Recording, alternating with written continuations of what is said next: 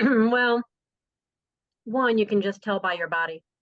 If your skin is dry, if you've got foggy thinking, if you're not sleeping well, if you're moody, if you're just not feeling right, or you've been out in the heat, um, and you know that you've been dehydrating yourself.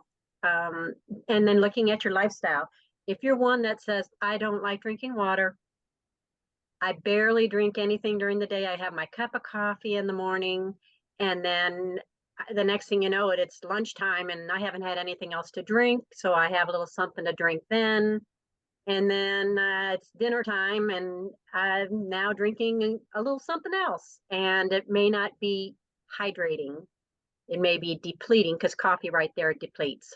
But it's good for you, but it depletes. So it's a lifestyle change that has to be done because you can tell people take electrolytes and they'll go, oh, yeah, yeah, okay, I got my electrolytes. Well, they're still sitting on the counter days later, not being used. And so it's a behavior that we have to put ourselves in. And when we're telling people electrolytes are important, um, most people go, yeah, yeah, yeah, I heard that. And they don't do it. It's really one of those things you've got to handhold somebody. And if you know they don't drink a lot, or they don't have, again, as we age, we don't have that thirst signal. And a lot of children that have neurological disorders or autism or genetic syndromes, things like that, they genetically don't have a thirst signal. So Mm-hmm. we just assume they're going to come tell us when they're thirsty, and they don't. They can go all day without it. I have a child who has the syndrome my son has, who doesn't eat. He eats a little bit of yogurt, doesn't drink. He's gone on for years like this. It's a struggle. And so to say, give that child water, well, the child isn't requesting it. And the mom goes and gets busy and it's been all day and nobody's drinking. So you go by your lifestyle first. That's number one. You don't really even have to test, just go by your lifestyle first. Then, if you're going, well, I drink a lot and I think I'm hydrated, I think I'm getting my electrolytes, then you can go and get a test to see if one, just a regular annual physical, you get your blood work done and you can see if your hematocrit level is at a normal level. And that means that's the viscosity of your blood. So if it's thick, it's you're dehydrated. If it's thinner, you are more hydrated. But again, it's getting the water from the bloodstream into your tissues. And oftentimes we go, well, I hate to drink, but you know what? I'll just guzzle down this 20-ounce bottle of water right now. I'll wash it down and I'll figure I'm hydrated. You're like a sponge. And if you're a dried up sponge and you put that dried up sponge under water, turn your faucet on and put a dried up sponge, it doesn't immediately soak up the water. Water washes off of it until it slowly starts to absorb it. And then a sponge that is soaked will absorb more water and then you can squeeze it out. Well, that's us. We're a dried up sponge. So we want to just sip all day. Don't sit and guzzle, just sip.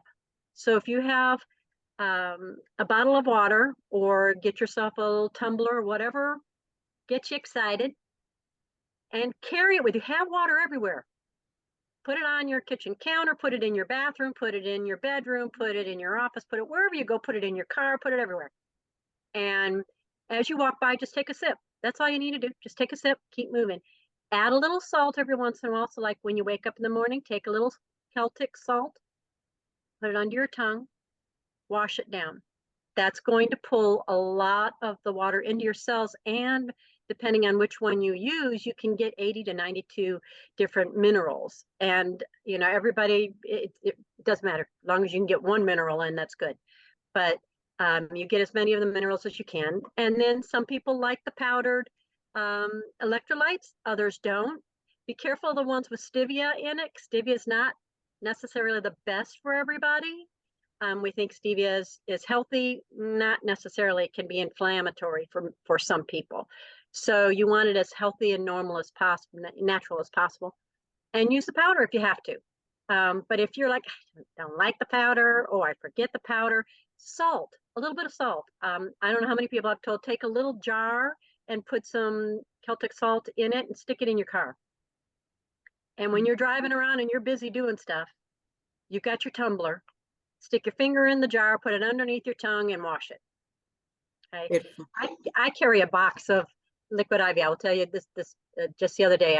I ran into a fella, poor guy, a cyclist, was out cycling. I was sitting at the intersection, and there he was in the middle of the crossroad. He had a cramp, and he was in excruciating pain. I can watch him going, oh my gosh. And he was trying to drag his body off the road, and he was down to nothing in water. I carry boxes of liquid IV, the packets, in my car with me. And I try to keep a couple of extra water bottles around just in case. You never know who you might come across that is not doing so well. And this guy wasn't doing so well. So I was able to grab that bottle of water, pour the liquid IV into it, the electrolytes, and gave it to him.